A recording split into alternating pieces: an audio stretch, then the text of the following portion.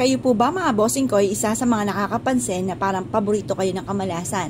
Na kayo po ay napakasipag naman na tao pero parang sa walat-wala ang inyong pagkayod mga bossing, parang hirap at hirap pa rin.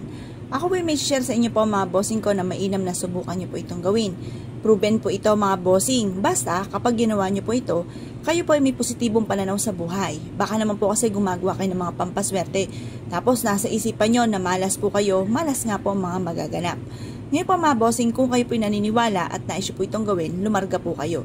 I-mindset nyo po na kayo magiging matagumpay at lahat ng mga pangarap po ninyo ay matutupad. Ito po isa sa mga subok na napakaswerte basta't may 100% kang paniniwala sa mga ganitong mga pamamaraan. Ngayon po, ito po ang ating asin ay isa sa mga makakatulong upang sa ganon makleansing ang ating kapaligiran. Lalo-lalo na kung parang pakiramdam nyo ay parang kakaiba na parang paborito ko ng kamalasan, na puro mga kamalasan na dumarating, parang hirap at hirap, bagamat ikaw po ay kumayod kalabaw na pero parang sa walat-wala ang inyo pong pinagpaguran.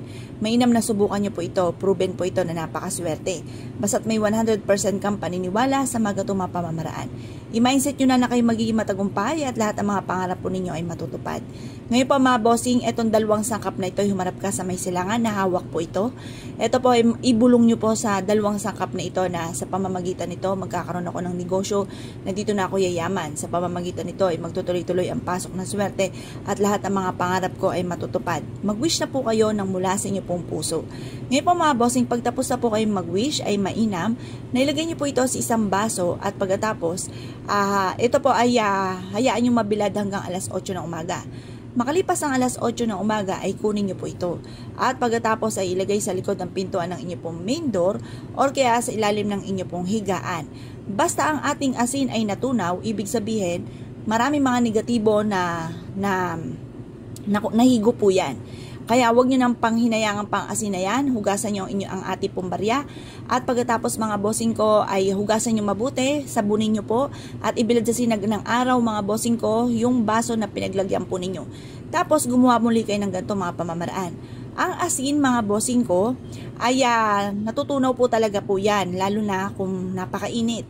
Pero ito po mga bossing ko sa akin, ilang buwan po na nagtiis ako na pinapalitan ko po siya. Tapos yung huli hindi na po siya natutunaw. Parang sa una lang. Tapos pero yung ibabaw ng asin naninigas. Ngayon po mga bossing, basta ang ating pong asin ay inyo pong aalagaan lamang na hindi natutunaw at laging malinis po yung ating asin, tuloy-tuloy po ang swerte po niya. Mararamdaman nyo naman po yan kaagad eh.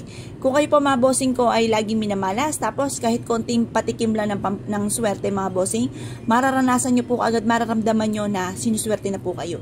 At mabilis po ang talab po nito. Basta focus ka lamang at pagtapos nyo po mag-wish, i-mindset nyo na kayo magiging matagumpay at lahat ng mga pangarap po ninyo ay matutupad.